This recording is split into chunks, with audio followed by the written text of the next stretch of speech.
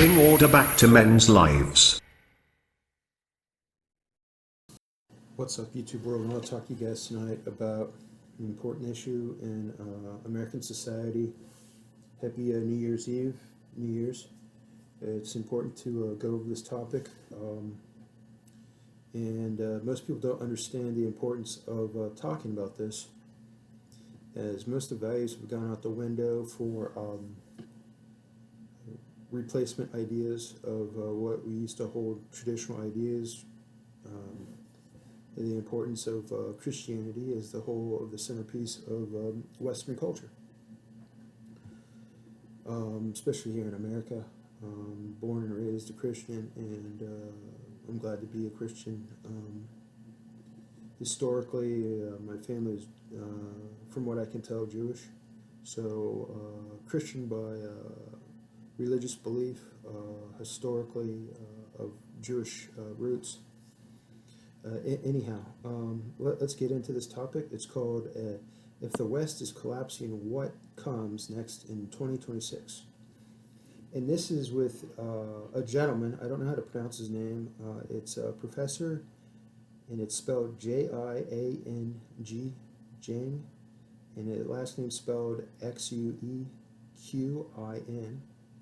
Presents a stark vision for the 2026, describing it as a turning point when the structure decline of Western world becomes undeniable.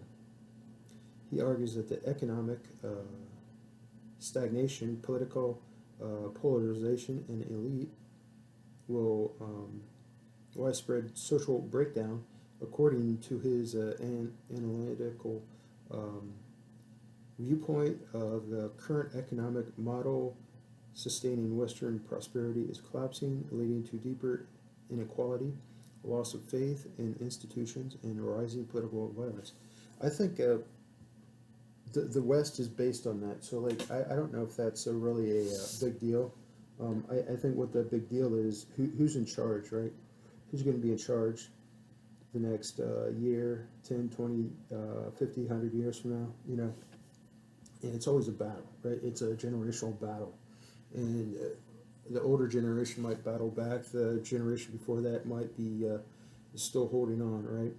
So geopolitical escalation of war. Professor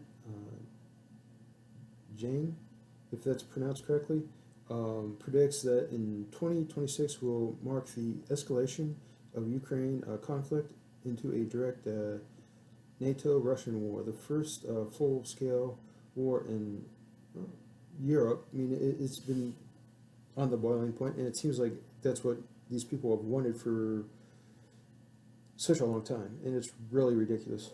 But he believes that the West refuses to acknowledge strategic reality, especially Russia's determination and military adoption, will lead to miscalculation and direct confrontation. The war in Ukraine, in his view, has already expanded the West's strategically blindness. So it's a blindness on the West part not to realize what they're getting into. They're playing with fire, they're testing their equipment, changing it, whatever. Who knows? The narrative-driven policy making setting a stage for a broader conflict.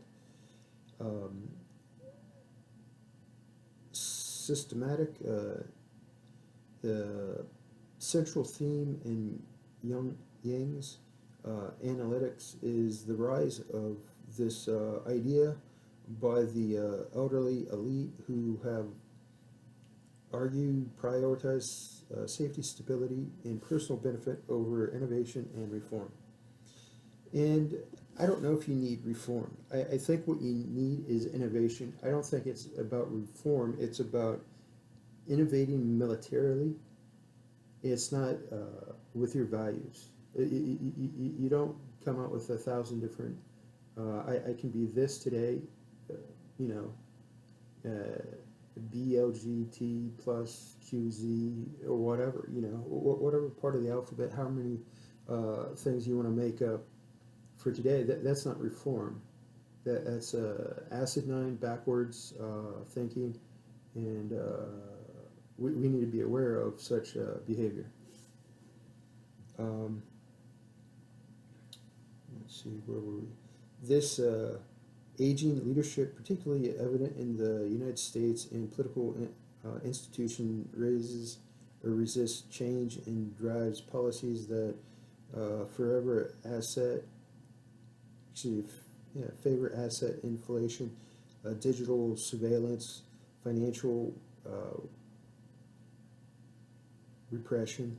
He links this to pension system insolvency, declining birth rates, mass immigration to serve the needs of the wealthy retirees. So this idea that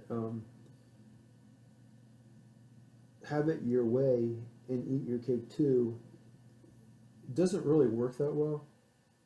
And what we're realizing is the Ponzi scheme is not, more people aren't paying into the system as it should be. And that's why we have an outstanding balance on one side. And I don't know if it really matters on the other side. So I'm not going to really be bothered by any of that. Authoritarian shift and loss of freedoms. Once again, I don't, looking historically, I don't think most people had any of those rights in the first place, right? Women didn't have the rights, minorities didn't have the rights. If you weren't a landowner, you really didn't have much rights anyhow. So what rights have we lost?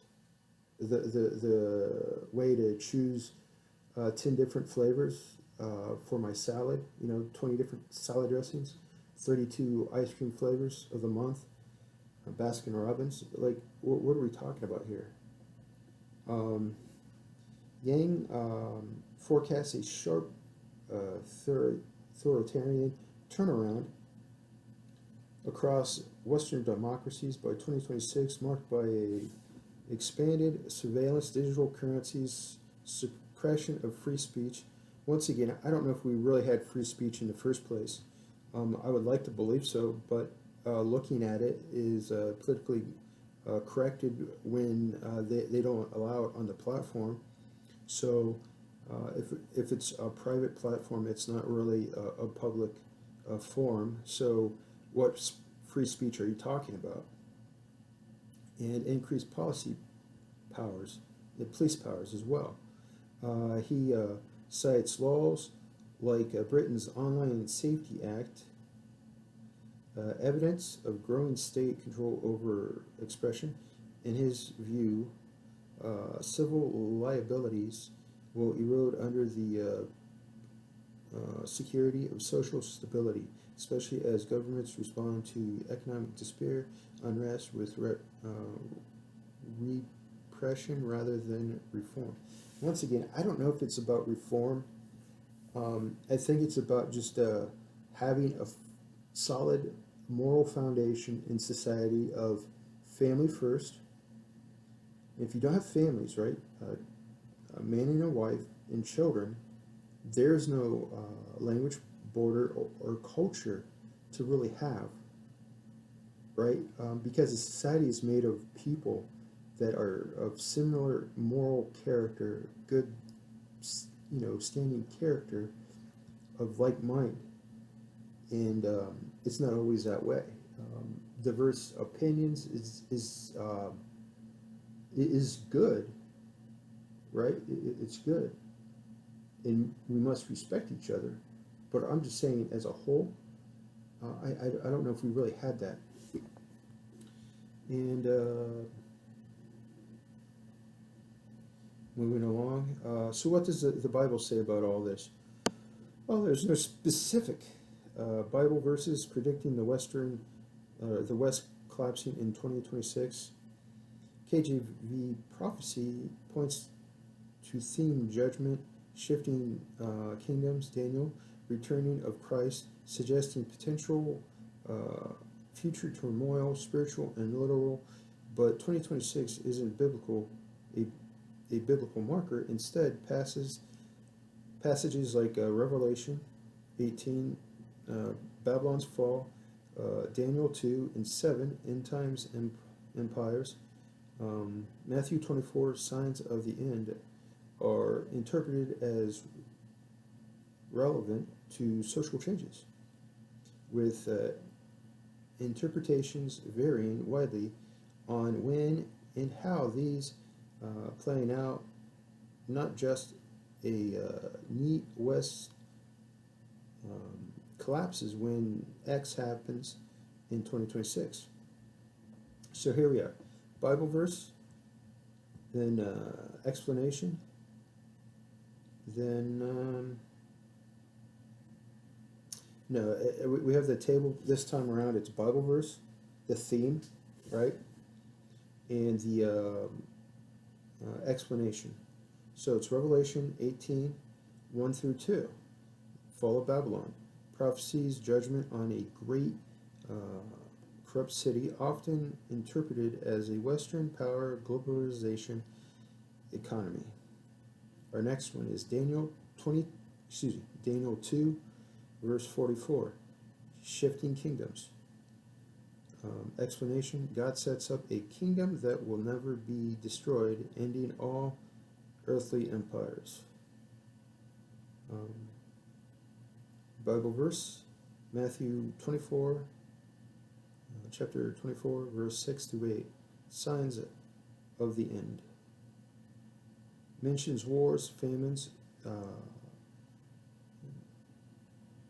earthquakes, beginnings of sorrows, not the end itself. Here's another great point. 2 Timothy chapter 3, 1 through 5, last days character, describes people as lovers of self, money, boastful, disobedient, spiritual decay, preceding judgment. And here's another great point in the Old Testament, right? Isaiah chapter 19, verse 1 through 4, Egypt's fall.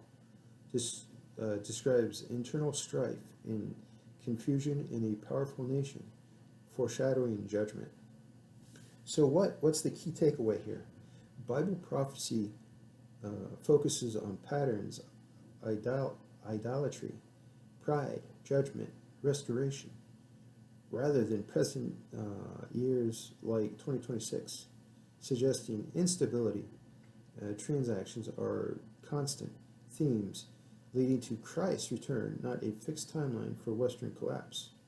So, as you seek understanding and clarity in your life, you should always turn to your Heavenly Father for guidance. And as always, pray for the new year, pray for our leaders, for our neighbors and ourselves. God commands us, Jesus commands us to love our neighbors and love our enemies. And as always, if you like this topic, like and subscribe. Stay tuned for more. Check us out on Mademanministry YouTube channel. Check out our website at mademanministry.com. And if you want to donate to our program, go to buymeacoffee.com/Mademanministries. And as always, thanks again.